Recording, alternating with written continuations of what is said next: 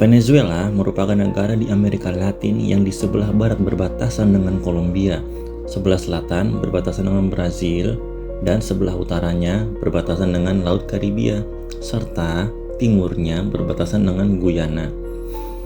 Negara Venezuela ini di dalam perekonomiannya sangat tergantung pada minyak bumi dan bahan tambang.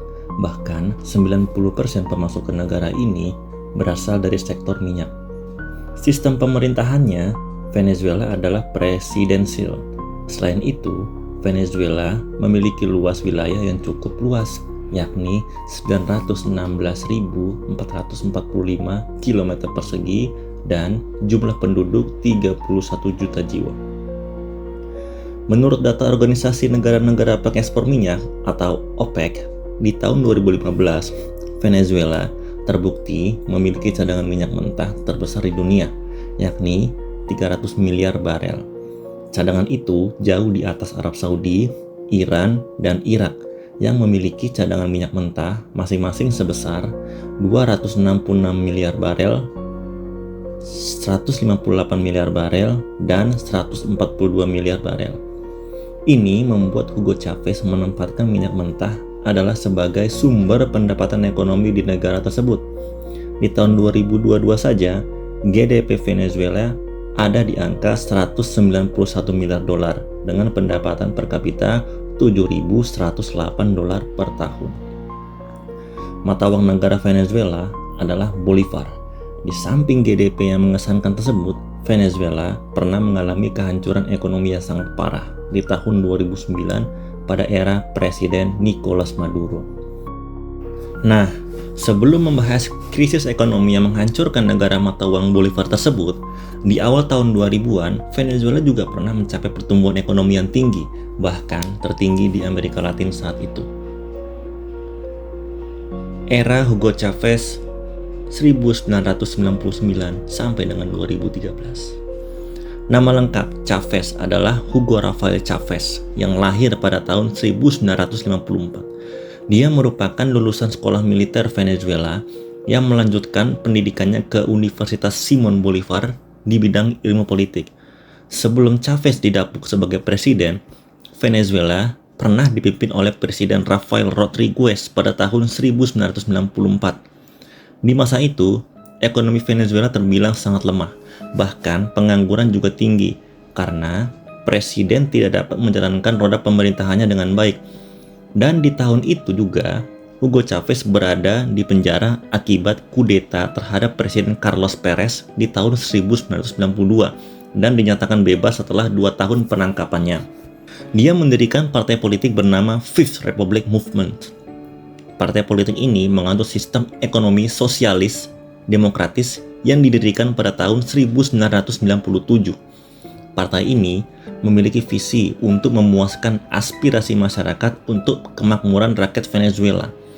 Dengan partai ini juga, Hugo Chavez mencalonkan diri sebagai presiden, walaupun banyak pertentangan akibat sejarah kudeta yang dilakukan oleh Chavez. Akan tetapi, pada pemilu yang diselenggarakan pada tahun 1998, pemilu itu dimenangkan oleh Hugo Chavez dengan perolehan suara 56% dan dilantik sebagai Presiden Venezuela pada tahun 1999. Pada masa kepemimpinan Hugo Chavez, Venezuela menerapkan sistem ekonomi sosialis demokratis, tidak seperti sistem ekonomi yang pernah dianut negara Amerika Latin lainnya, yang berpandangan bahwa semua sektor ekonomi diatur oleh pemerintah.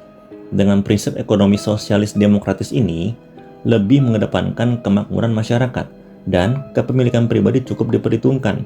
Namun, di samping itu, Hugo Chavez tetap menentang imperialisme dari Amerika Serikat.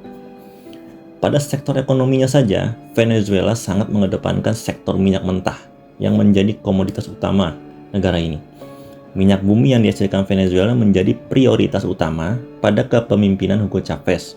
Di awal kepemimpinannya, di tahun 2000-an, produksi minyak mentah Venezuela menurun dari 3,1 juta barel menjadi 2,95 juta barel per hari. Untuk memudahkan pemahamannya bahwa 1 barel itu setara dengan 159 liter jika diliterkan. Dalam sehari, negara Venezuela telah menghasilkan produksi 470 juta liter per hari dalam tingkat produksinya. Walaupun terjadi penurunan harga minyak dunia di awal tahun 2000-an, Presiden Hugo Chavez tetap berperan aktif di dunia OPEC. Selain aktif di dalam organisasi OPEC ini, Hugo Chavez melakukan nasionalisasi perusahaan terbesar di Venezuela, yakni Petroleum de Venezuela atau PDVSA, dengan mengesahkan undang-undang hidrokarbon yang berisi persyaratan yakni 51% saham petroleum de Venezuela dimiliki pemerintah. Pemerintah melarang adanya campur tangan pihak asing dalam kemitraan strategis. Royalti perusahaan asing diwajibkan membayar sebanyak 20%. Dengan adanya undang-undang hidrokarbon ini membuat negara Venezuela untung besar dari sektor minyak.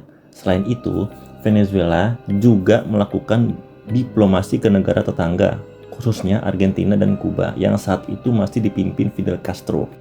Dan saat itu juga ekonomi negaranya masih baik. Venezuela memberikan diskon harga minyak dibandingkan dengan negara-negara lainnya. Akan tetapi, Argentina harus melakukan ekspor daging dan produk lainnya dengan skema dumping, yakni menjual ke negara lain lebih rendah dibandingkan menjual ke negara sendiri atau negara lainnya. Karena tingginya pendapatan pemerintah Venezuela dari sektor minyak, pemerintah mendesain program yang pada akhirnya mensejahterakan masyarakatnya, yakni ada beberapa kebijakan Presiden Hugo Chavez. 1. Penyediaan layanan gratis. Diplomasi yang dilakukan Presiden Hugo Chavez ini sangat efektif. Contohnya negara Kuba bisa mendapatkan pasokan minyak dengan harga jauh lebih murah sebanyak 100.000 barel setiap harinya dari harga yang ditetapkan internasional.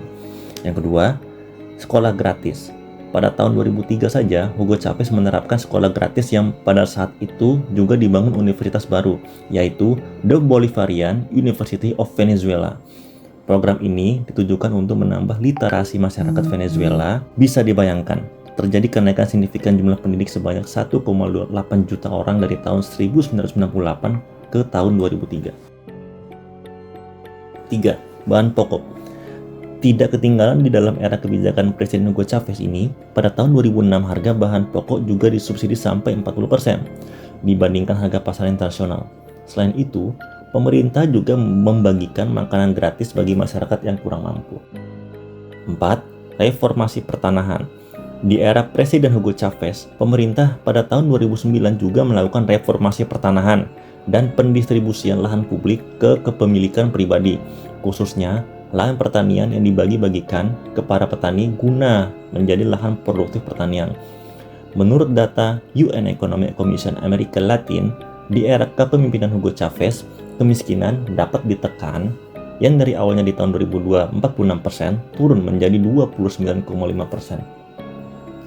Berkat kebijakan taktis Hugo Chavez, pertumbuhan ekonomi juga mengalami kenaikan, khususnya di tahun 2004 sampai dengan 2008. Dengan rata-rata pertumbuhan per tahun di atas 10%. Negara yang dahulu ekonominya sangat hancur sebelum masa kepemimpinan Hugo Chavez, hal ini juga berkaitan erat dengan politik luar negeri Venezuela dalam tingginya ekonomi negara tersebut saat itu, di mana Venezuela melakukan nasionalisasi perusahaan-perusahaan minyak Amerika. Setidaknya ada 13 perusahaan milik Amerika yang dinasionalisasi pada rentang tahun 2006 sampai dengan 2013. Karena seperti tagline-nya Presiden Hugo Chavez yang sangat anti-Amerika, bahkan saat itu Amerika yang dipimpin oleh George Bush dijuluki penjahat perang karena serangannya ke Irak pada tahun 2003, dan Venezuela melakukan pengusiran ke dubes Amerika di Caracas di tahun 2008 akibat tingginya tensi yang terjadi pada Amerika terhadap negara Amerika Latin. Pada pemilu presiden Venezuela tahun 2012, Hugo Chavez terpilih kembali menjadi presiden untuk kedua kalinya, dan Nicolas Maduro didapuk sebagai wakil presiden. Namun, di masa kepemimpinan periode kedua Chavez ini tidak berlangsung lama, karena kondisi sakitnya yang semakin parah, membuat dirinya menunjuk Nicolas Maduro untuk memerintah pemerintahan sementara, hingga meninggalnya sosok Hugo Chavez. Meninggalnya Hugo Chavez membuat Dewan Pemilihan Nasional harus segera mengadakan pemilihan umum darurat guna mencari pengganti sosok Chavez, sehingga pemilihan umum dilakukan dan Presiden Venezuela diemban oleh Nicolas Maduro di tahun 2013. Setelah presiden berganti ke era Nicolas Maduro di tahun 2013, pada saat itu juga harga minyak dunia masih di atas $100 per barel, hingga pada saat satu titik harga minyak terjun bebas sampai menyentuh angka $30 barel. di tahun 2016. Jatuhnya harga minyak dunia membuat Venezuela mengalami krisis ekonomi yang sangat parah. Di masa pergantian kepemimpinan dari Hugo Chavez ke Nicolas Maduro di tahun 2013, ekonomi Venezuela masih tinggi dan mengalami pertumbuhan yang sangat pesat. Hal ini ditopang karena masih tingginya harga minyak dunia saat itu, yakni $110 per barel.